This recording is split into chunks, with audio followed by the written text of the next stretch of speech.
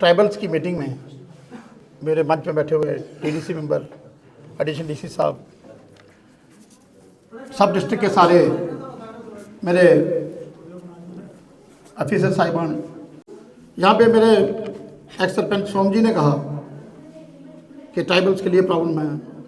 मेरा जन्म ही शायद गुज्जर बकरवाल कम्युनिटी में हुआ, मेरा पालना पोसना, मेरा इनके साथ उठना बैठना। मेरे पिताजी 1956 में पहली बार सरपंच बने और उसके बाद लगातार लोग हमारे घर पे आते थे। शायद ये सारी जो आज 20 लगभग पंचायतें उनकी तब की एक ही पंचायत हुआ करती थी। तो ये मेरे नॉन लोग हैं, मैं इनके घर जानता हूँ, कहाँ पे इनको क्या परेशानी है मैं वो जानता हूँ, कहाँ तालाब नहीं है, कहाँ पानी नहीं है, कहाँ बिजली नहीं है। मुझे लगता है कि मेरे मुकाबले में मुझे नहीं लगता कि ये अपने अपने के घर को जानते होंगे, लेकिन ओवरऑल कोई इतनी इनकी कंडीशन कौन जानता। बात चली एफआरआई की, फॉरेस्ट राइट एक्ट की। तो फॉरेस्ट राइट एक्ट तभी पॉसिबल हो सका जब 370 और 35A को यहाँ से हटाया गया। फॉरेस्ट राइट एक्ट बड़े लंबे समय से हिंदुस्तान में लागू था, लेकिन हम आज भी कहते हैं कि नहीं जी हमें 370 और 35A वापस चाहिए। अगर आपको रोडें, अगर आपको जो फॉरेस्ट राइट एक्ट के साथ ज़मीनें चाहिए तो फिर मुझे लगता है कि हमें 370 और 35A की डिमांड नहीं करनी चाहिए। अगर हम डिमांड करेंगे तो फिर हमें ये राइट जो हमें नहीं मिलेंगे।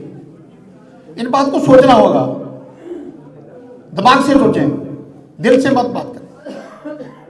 हम लोग दिल से बात करते हैं, दिमाग से सोचते नहीं कि किस चीज़ का कहाँ पे हमें फ़ायदा मिले।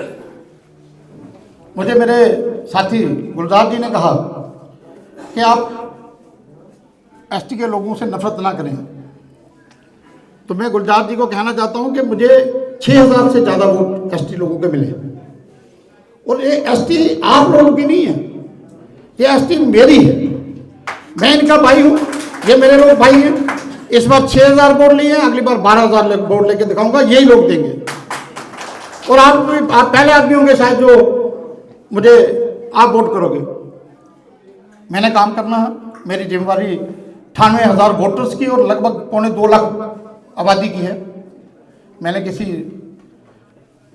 हिंदू मुस्लिम जैसे ईसाई की बात नहीं करनी। मेरी जो जिम्मेवारी लगी है, पता नहीं 5 साल मुझे टाइम मिला है, उसमें मेरा कितना रोल रहेगा, 5 साल मैंने रहना या नहीं रहना जो ऊपर वाला जानता है। लेकिन जब तक रहूँगा तब तक ईमानदारी से हर आदमी के साथ इंसाफ करने की कोशिश करूँगा। ये जो सामने स्कीमें लगी हैं, ये देश के प्राइम मिनिस्टर साहब ने हम लोगों तक पहुँचाने की कोशिश की है। शायद हम पंचायत की बात करें तो 3 टायर सिस्टम है, वो भी मोदी जी ने यहाँ पे दिया।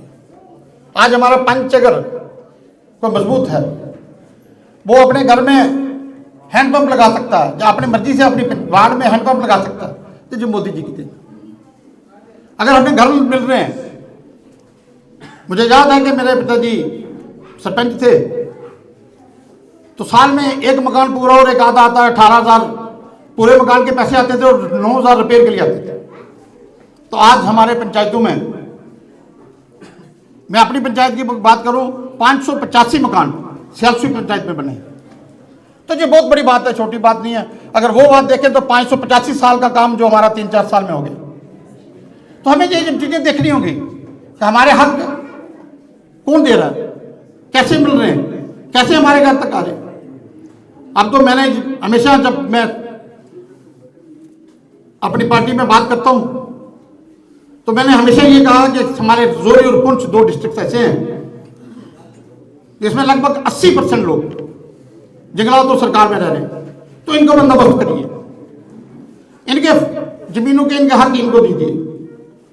अब कितनी सुनवाई है मेरी, ये लोग आप देखते ही होंगे, आप सोचते ही होंगे। और जो बात हम करते हैं वो हवा में कभी नहीं की, वो ग्रास रूट लेवल पे इम्प्लीमेंट होती है। हमारे जो प्राइम मिनिस्टर साहब हैं, हमारा सब स्टेप बाय स्टेप सिस्टम है। आप ग्राउंड ग्रास रूट लेवल से जो हम रिपोर्टें करते हैं, वही रिपोर्टें ऊपर तक जाती हैं, वही इम्प्लीमेंट होती है। तो आप देख ही रहे होंगे कि जो जल जीवन मिशन है, मुझे भी लगभग 60 साल के मैं होने वाला हूँ, तो कभी हमने इतनी स्कीमें नहीं देखी।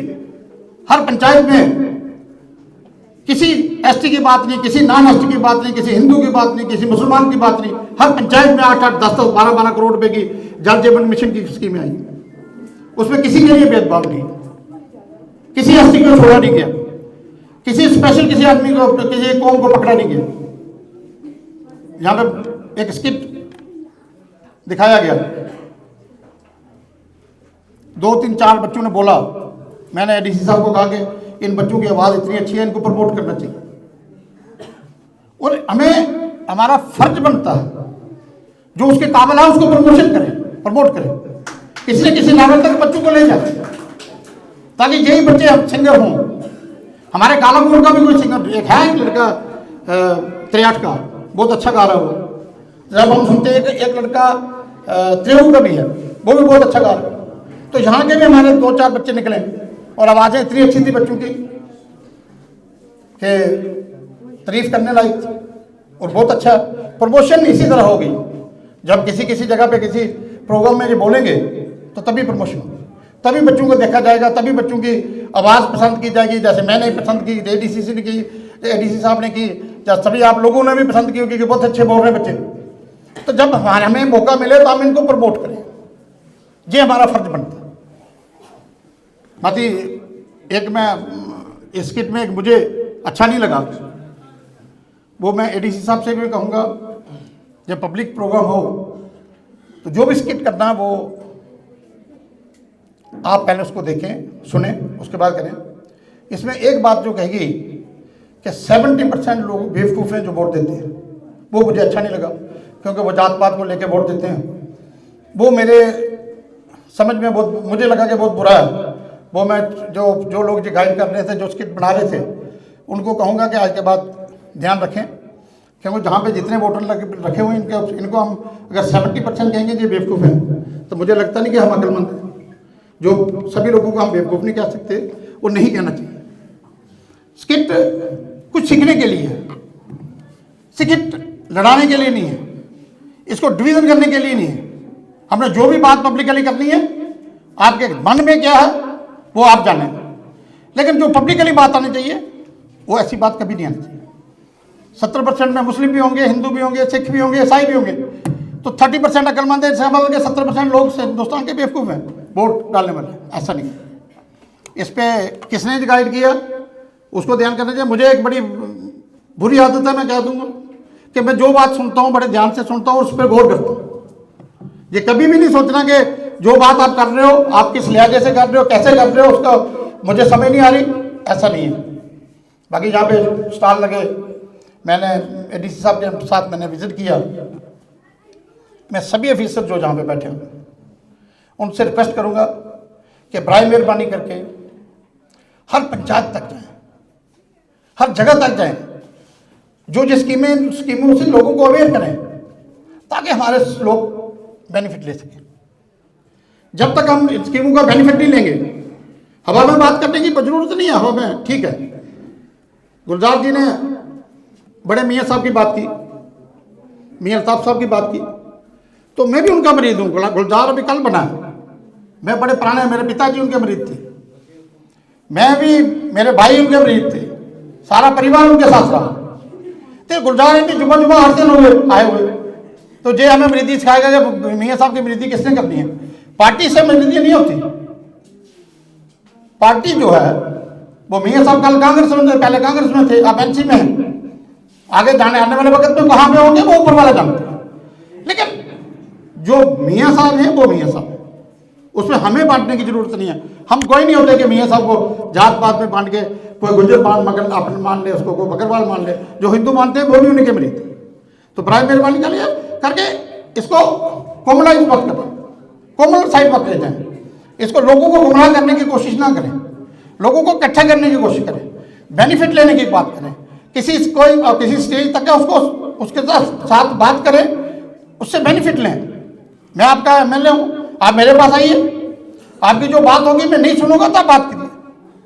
तो आप बिना मतलब के, बिना बात कहे किसी को इल्जाम करोगे तो आप लेने वाले कुछ नहीं। नुकसान होगा।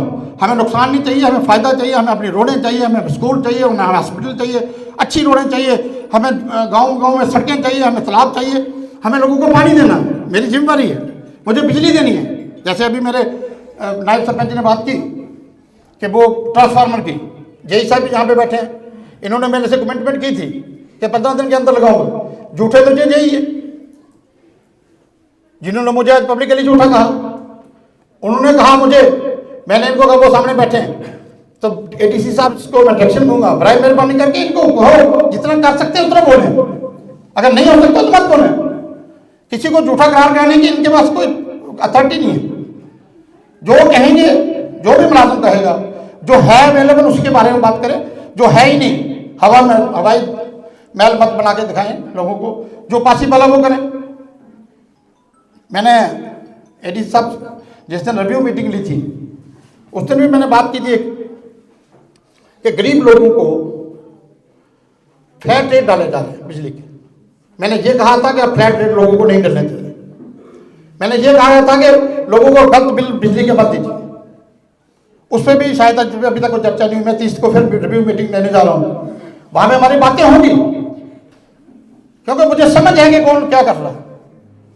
अगर रणधीर सिंह बिजली चला रहा है तो इन्होंने मीटर लगाए हुए अपने ट्रांसफार्मर के ऊपर, ट्रांसफार्मर से बाहर जो बिजली निकल लग रही है, जो कुंडियां लगी हैं, जो कुंडियां चल रही हैं, उनके पैसे भी एक आम नागरिक से लिए जाते हैं। वो अपना पैसे पूरे करने के लिए दूसरे के सिर पे ठोकते हैं। ये बातें छोड़ दें। बिजली बिल जो जिसका बिल बनेगा, मीटर देखिए, मेरे पास एडीसी साहब कुछ फोटो खींच के भी आए मीटर से, मेरे पास वो बिल भी सामने मेरे आए। जो मीटर है, मीटर में रीडिंग है 1800, जो बिल आया उसमें से इन्होंने भरी है 3800। कैसे? अगर उसने बिजली कंज्यूम ही 1800 की है तो 3800 का बिल कैसे आया? इस पर भी हमें गौर करना। हमें अपने लोगों, गरीब लोगों की बात करनी। मुझे लीडरों की जरूरत नहीं है, मुझे लोगों की जरूरत है, मुझे गरीब आदमी की जरूरत है, जो मेरे साथ चले, जो मैं उनकी बात सुनूं, वो मेरे अपने से मेरे से काम करा सकते। हमें सभी को मिलजुल के बैठ के अपने बच्चों के फ्यूचर के बारे में सोचना। हमें पार्टी की जिद नहीं करनी। हो गए इलेक्शन, आगे भी होंगे, हो जाएंगे, जिसको दिल करेगा वो वोट दीजिए, लेकिन हमें इस ग्रास रूट लेवल पे डेवलपमेंट चाहिए। हमें उस डेवलपमेंट पे बात करनी है, हमें जात पात पे बात नहीं करनी है। मैं फिर आपसे रिक्वेस्ट करूंगा कि जो स्कीमें, जैसे मेरे गुलजार जी ने फिर ज्यादा कि मुझे इन्होंने राशन का कहा कि आप मुझे भी राशन नहीं चाहिए। मैं गुलजार से हाथ बांध के कहूंगा कि ले लो, आपका हिस्सा है, आपका हक है, आपके स्पेशल आपको कोई नहीं दे रहा, लेकिन गरीब लोगों का महरूम मत कीजिए। ये वही जगह है जहां से राशन सिंगल भी आएगा, राशन डबल भी आएगा। देने वाला देश का प्राइम मिनिस्टर है, एक मांगने वाला दूसरे मांगने वाले को कुछ नहीं दे सकता। जिसकी बात आप करते हो वो भी मांगने वाला है, हम लोग भी मांगने वाले हैं। एक मांगने वाला दूसरे मांगने वाले को कुछ नहीं दे सकता।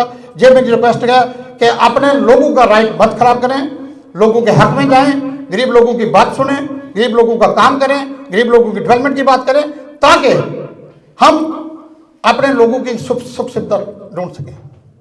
हमें लोगों का सुख चाहिए, हमारा सुख मुझे लगता है इससे ज़्यादा और कुछ मिलने वाला नहीं है।